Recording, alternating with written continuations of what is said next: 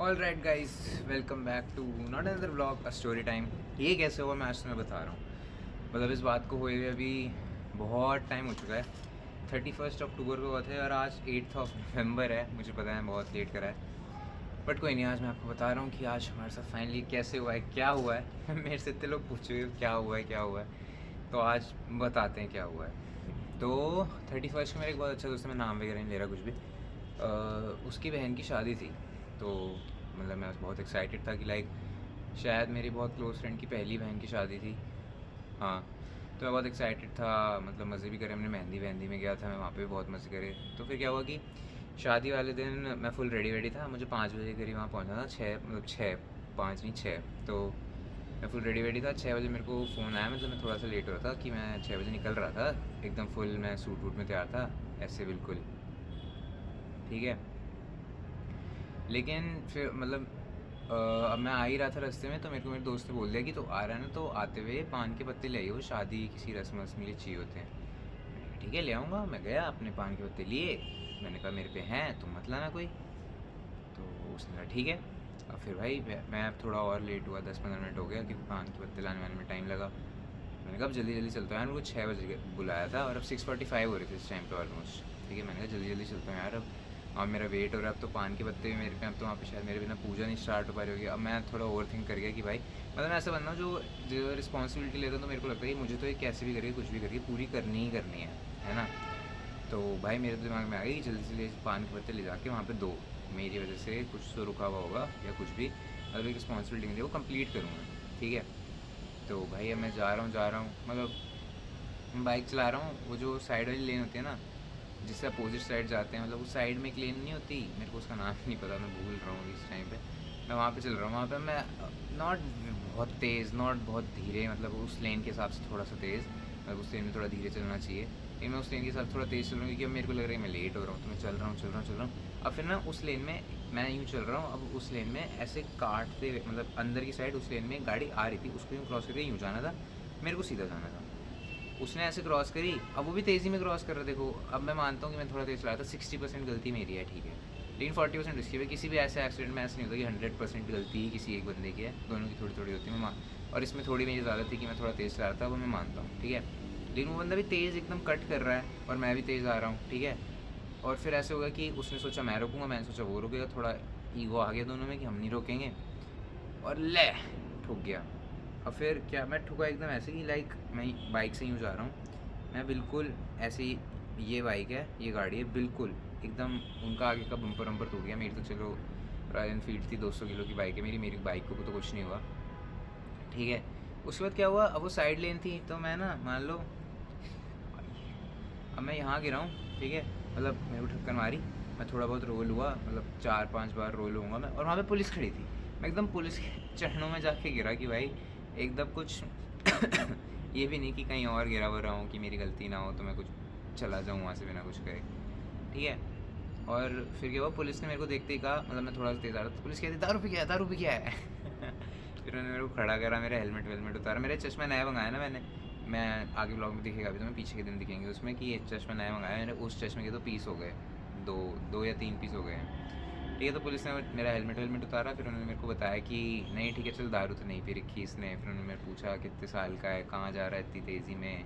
मैंने बताया कि मेरी दोस्त की बहन की शादी है, 21 साल का हूँ, मतलब बाद में मैं कल 21 का हो जाऊँगा 9 को, बट हाँ मतलब मैंने बोल दिया उनको कि हाँ मैं 21 साल का हूँ ये वो। उन्होंने फिर मेरे को बिठाया, फिर उन्होंने मेरे को एक गोली दी पेन किलर की, पुलिस वाले ने उस गाड़ी वाले को भी रोक लिया था। अब गाड़ी में था एक ड्राइवर चला रहा था, और पीछे जो भी उसका वो बैठा था वो, फिर वो जो पीछे बैठा था वो मेरे साथ बात करने आया, ड्राइवर से पुलिस बात कर रही थी, ड्राइवर से पता नहीं। और फिर मेरा नंबर वंबर नोट करा उन्होंने, कोई तो उन्होंने रजिस्टर खोला, उसमें मेरी लाइसेंस प्लेट नंबर लोड करा, मेरा फ़ोन नंबर मेरे से पूछा, नाम पूछा, पापा का नाम पूछा, उसके बाद का बैठो।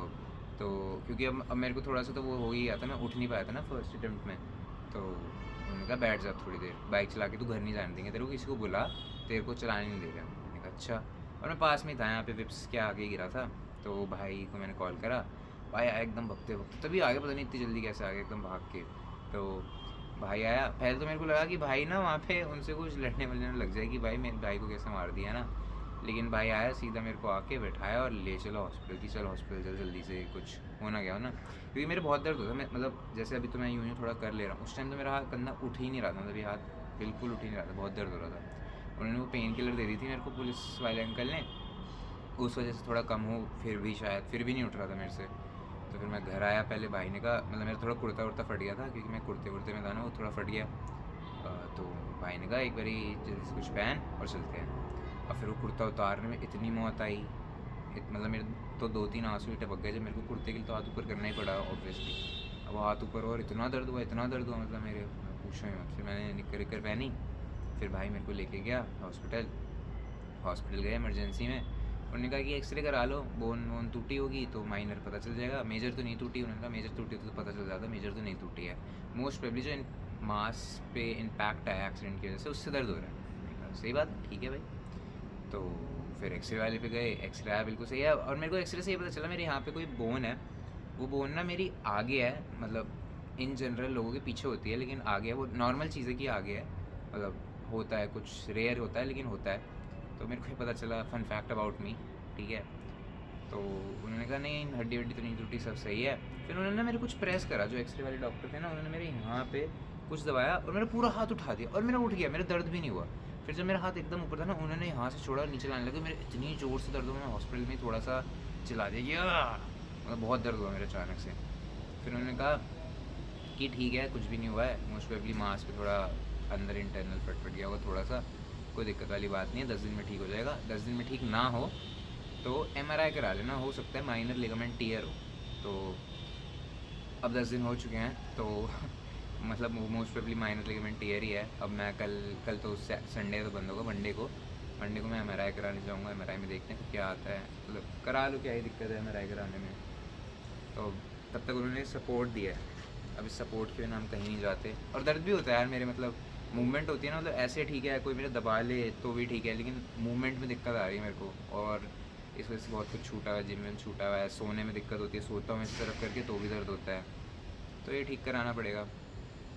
फिर वहाँ हॉस्पिटल से आए, फिर उसके बाद हॉस्पिटल से मेरे को आने में 10:30 हो गए थे लगभग, क्योंकि ये ख़रीदा, दवाई ली, उन्होंने पेन किलर का इंजेक्शन लगाया क्योंकि मेरा दर्द हो रहा था। उसके बाद मैं क्या 10:30 के करीब आया, फिर मम्मी ने कहा थोड़ा आराम कर ले। फिर अब मेरे को थोड़ा सा वो गिल्ट होने लगे कि यार मेरी वजह से पान के पत्ते रह गए। उनके कॉल वाला आए थे मेरे को, मैंने उन्हें बता तो दिया कि यार मेरा एक्सीडेंट हो गया है, लेकिन ऑब्वियसली वो भी बहुत बिजी थे, उनकी बहन की शादी थी, तो उतना इन्होंने रिएक्ट नहीं करा।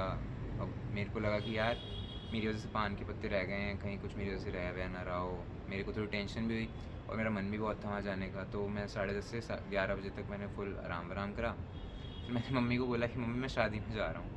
तो मम्मी ने कहा कि ऐसे कोई ज़रूरी नहीं है, अभी तो तेरी इतनी ज़ोर से लगी है, वो भी समझ जाएंगे कि तू नहीं आएगा तो। बट मेरा बहुत मन था कि नहीं यार चला जाता हूँ। फिर मैं शादी में भी गया, क्योंकि उस टाइम पेन किलर हो गई थी ना, तो मेरे को पता नहीं चल रहा था दर्द। तो मैं वहाँ से फिर सूट वूट पहना, ब्लू सूट ये वाला। उसके बाद मैं शादी में भी गया, फिर शादी में पूरी रात रुके, फिर मैं पूरी रात ये सब इन लोगों के साथ था।